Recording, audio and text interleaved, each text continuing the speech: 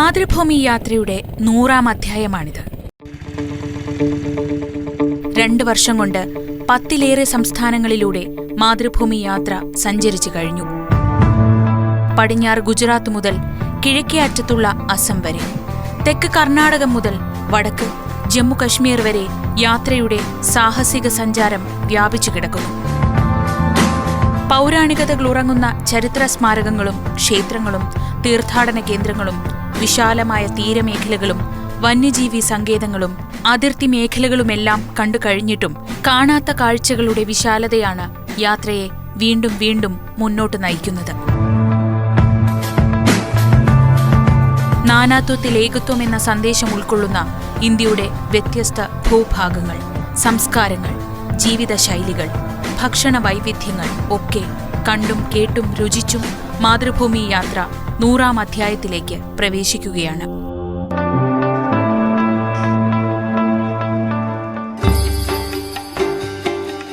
ഇന്ത്യയുടെ വടക്ക് തല ഉയർത്തി നിൽക്കുന്ന ജമ്മു കശ്മീർ, അവിടുത്തെ നയനമനോഹരങ്ങളായ കാഴ്ചകൾ കണ്ട് കാർഗിലിൽ നിന്ന് ഇപ്പോൾ ലേയിലേക്കാണ് സഞ്ചാരം.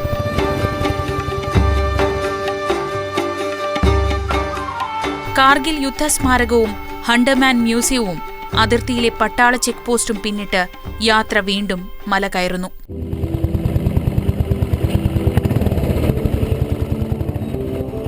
കാർഗിലിൽ നിന്ന് 210 കിലോമീറ്റർ ദൂരമുണ്ട് ലേയിലേക്ക്. അത്ര സുഗമമല്ല അവിടേക്കുള്ള യാത്ര. പൊട്ടിപ്പൊളിഞ്ഞതും ടാറിട്ടതുമായ റോഡ് ഇടകലർന്നു വരുന്നു. വഴിയോരത്തേറെയും തരിശായി കിടക്കുന്ന കുന്നുകളാണ്. പച്ചപ്പ് വളരെ അപൂർവം. ഇന്ത്യയിലെ 1ാം നമ്പർ ദേശീയപാത രാജ്യതലസ്ഥാനമായ ന്യൂഡൽഹിയെ പഞ്ചാബിലെ ഇന്ത്യ പാകിസ്ഥാൻ അതിർത്തിയായ അത്താരിയുമായി ബന്ധിപ്പിക്കുന്ന പ്രധാന പാതയാണ്. A, B, C, D എന്നിങ്ങനെ 4 ഉപപാതകൾ ഈ ദേശീയപാത 1-നുണ്ട്. അതിൽ 4ാമത്തേത്, അതായത് ദേശീയപാത 1D ആണ് ജമ്മു കശ്മീരിലൂടെ കടന്നുപോകുന്നത്. കശ്മീർ താഴ്വരയിലെ ഉറി പട്ടണത്തെ ലേയുമായി ഈ പാത ബന്ധിപ്പിക്കുന്നു. ഏതാണ്ട് 534 കിലോമീറ്റർ ദൈർഘ്യമുള്ള ഈ ദേശീയ ഉപപാതയിൽ പലയിടത്തും പ്രകൃതിക്ഷോഭവും മഞ്ഞുവീഴ്ചയും മൂലം തകരാറുകൾ ഉണ്ടാവുന്നതും ഗതാഗതം തടസ്സപ്പെടുന്നതും പതിവാണ്. ദേശീയപാത 1D-യിലൂടെയുള്ള യാത്ര തന്നെ ഒരനുഭവമാണ്. ജലസാന്നിധ്യമുള്ള മേഖലകളിൽ മാത്രമാണ് സസ്യലതാദികളുള്ളത്. ബാക്കിയൊക്കെ തരിശുഭൂമി. വിശാലമായ മണൽപ്പരപ്പിനു പകരം ചാരനിറമുള്ള മണ്ണു നിറഞ്ഞ കുന്നുകൾ എന്നു പറയാം. ഒട്ടേറെ വാഹനങ്ങൾ ഇതുവഴി കടന്നു പോകുന്നുണ്ട്. പട്ടാള വാഹനങ്ങൾ ഒഴിച്ചുള്ളവയൊക്കെ സഞ്ചാരികളുടേതാണ്.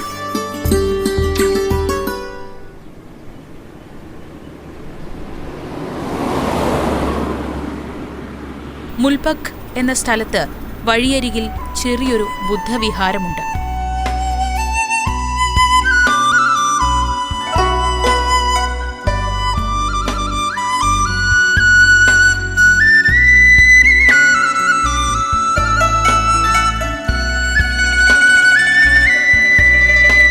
ടിബറ്റൻ മാതൃകയിലുള്ള വർണ്ണശബളിമയാർന്ന ചുവർച്ചിത്രങ്ങൾ ഈ വിഹാരത്തിൽ കാണാം.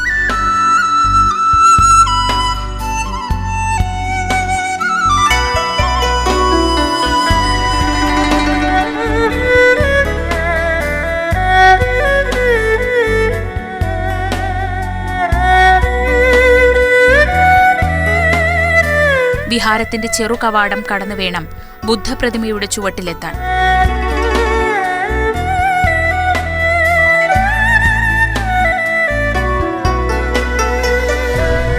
ശ്രീബുദ്ധന്റെ വലിയൊരു ചമ്പാ പ്രതിമയാണ് ഇവിടെ ഏറെ ഉയരമുള്ള പാറക്കല്ലിൽ കൊത്തിവെച്ചിരിക്കുന്നത്.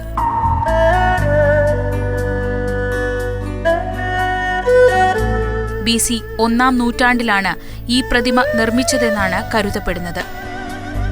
ബുദ്ധമത വിശ്വാസമനുസരിച്ചുള്ള 1000 ബുദ്ധന്മാരിൽ 5ാമനായ മൈത്രേയനാണ് ലോകം സന്ദർശിച്ചതെന്നാണ് വിശ്വാസം. ബോധോദയത്തിന് ശേഷമുള്ള ആ മൈത്രേയന്റെ പ്രതിമയാണിത്. 4 കരങ്ങളുള്ള ബുദ്ധവിഗ്രഹത്തിന് പ്രത്യേകതകൾ ഏറെയാണ്. ലഡാക്കിന്റെ ചരിത്രത്തിൽ രേഖപ്പെടുത്തപ്പെട്ടിരിക്കുന്ന ഈ പുരാതന ശില്പം അതുകൊണ്ടുതന്നെ ജമ്മുകശ്മീർ സർക്കാർ സംരക്ഷിച്ചു പോരുന്നു.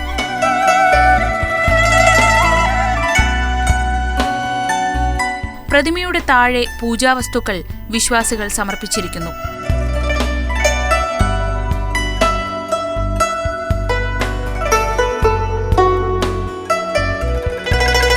ബുദ്ധവിഹാരത്തിനു പുറത്ത് പ്രാർത്ഥനാ ചക്രം സ്ഥാപിച്ചിട്ടുണ്ട്.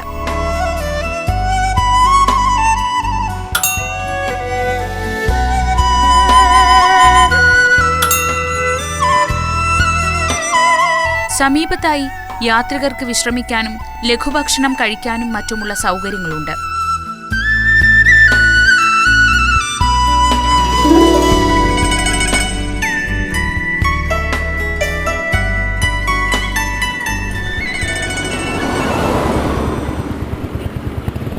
മുൽബഖിലെ കാഴ്ചകൾ കണ്ട് വീണ്ടും മുന്നോട്ട്.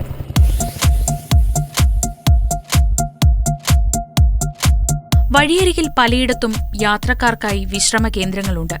അതിലൊരിടത്ത് വെച്ചാണ് മാതൃഭൂമി യാത്ര സഞ്ചാരിയായ മറ്റൊരു മലയാളിയെ കണ്ടുമുട്ടിയത്. തിരുവനന്തപുരംകാരനായ ശരത്. എൻ്റെ പേര് ശരത്ത്. ഞാൻ ട്രിവാൻഡ്രം ടെക്നോ പാർക്കിൽ നിന്നാണ് വരുന്നത്. ഒറ്റയ്ക്കാണ് റൈഡ്. 2 ആഴ്ചത്തെ പ്ലാനാണ്. ഒരു 15 ദിവസം ഡൽഹി, ശ്രീനഗർ, ലഡാക്ക്, പിന്നെ മനാലി വഴി ഡൽഹി. ഒറ്റയ്ക്കുള്ള യാത്ര വല്ലാത്തൊരു സുഖം തന്നെയാണ്. ഡിഫറെൻറ്റ് എക്സ്പീരിയൻസ് ആണ്. ഈ സ്ഥലങ്ങളൊക്കെ വന്നു കഴിയുമ്പം തോന്നുന്നത് എത്രയോ വർഷങ്ങൾക്ക് മുമ്പ് വരണ്ടായിരുന്നു തോന്നുന്നു. അത്രയും അതിമനോഹരമായ സ്ഥലങ്ങളാണ്. ഈ പ്രോഗ്രാം കാണുന്ന എല്ലാ ചെറുപ്പക്കാരും ഒരു വട്ടമെങ്കിലും ഈ സ്ഥലങ്ങളൊന്ന് കാണണം. അത്ര മനോഹരമാണ്. പ്രകൃതി അത്രയും കനിഞ്ഞു നൽകിയ ഒരു സ്ഥലമാണ്. നമ്മൾ ഇതിനു വേണ്ടിയിട്ടാണ് നമ്മൾ ഈ മറ്റ് രാജ്യങ്ങളിൽ പോകേണ്ട ഒരു ആവശ്യവുമില്ല. ഇവിടേക്ക് വരിക, ഒരു വട്ടമെങ്കിലും ഈ യാത്രകൾ നടത്തുക. ലേ വരെ ഒരു യാത്ര നടത്തുക. That will be a memorable trip. ശരത്തിനെ പോലുള്ള ഒട്ടേറെ ചെറുപ്പക്കാർ ഇപ്പോൾ ഇന്ത്യയുടെ വടക്കൻ അതിർത്തി മേഖലകളിലേക്ക് സാഹസിക യാത്രകൾ നടത്തുന്നുണ്ട്.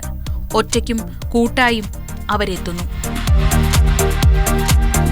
വളഞ്ഞു പുളഞ്ഞു കിടക്കുന്ന വിജനമായ പാതകളിലൂടെ യാത്ര ചെയ്യുന്നത് തന്നെ ഒരനുഭവമാണ്. ആ കാഴ്ചകളും അനുഭവവുമാണ് ആളുകളെ ഇവിടേക്ക് ആകർഷിക്കുന്നത്. ഒരു തവണ ഇതുവഴി സഞ്ചരിച്ചിട്ടുള്ളവർ പറഞ്ഞു കേട്ട് വീണ്ടും വീണ്ടും കൂടുതൽ ആളുകൾ ഇവിടേക്കെത്തുന്നു.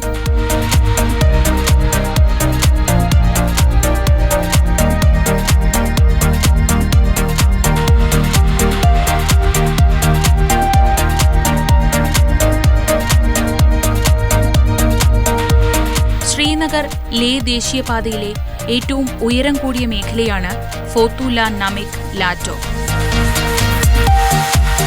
കാർഗിലിനും ലേക്കുമിടയിലുള്ള ഏറ്റവും വലിയ 2 ചുരങ്ങളാണിത്.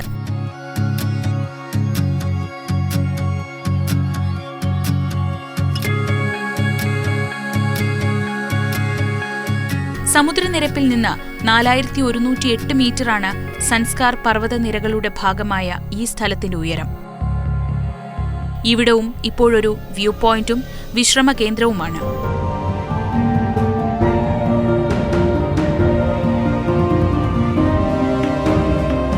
ബുദ്ധമത വിശ്വാസികൾ ഇവിടെ ധാരാളമായി തോരണങ്ങൾ കെട്ടിയിരിക്കുന്നു.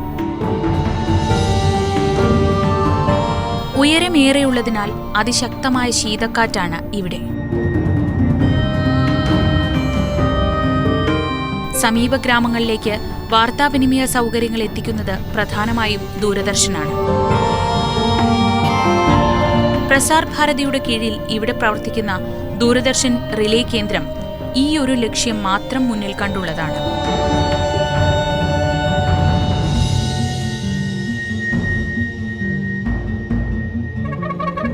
നമിക്ലായിൽ നിന്ന് 184 കിലോമീറ്റർ കൂടി ദൂരമുണ്ട് ലേയിലേക്ക്.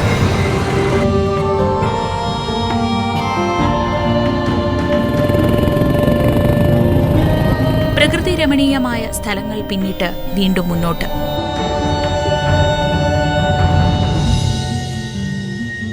കാർഗിലിൽ നിന്ന് ലേയിലേക്കുള്ള സഞ്ചാരപാതയിലെ ഏറ്റവും വലിയ ആകർഷണങ്ങളിലൊന്നാണ് ലാമയൂരു ഗ്രാമം.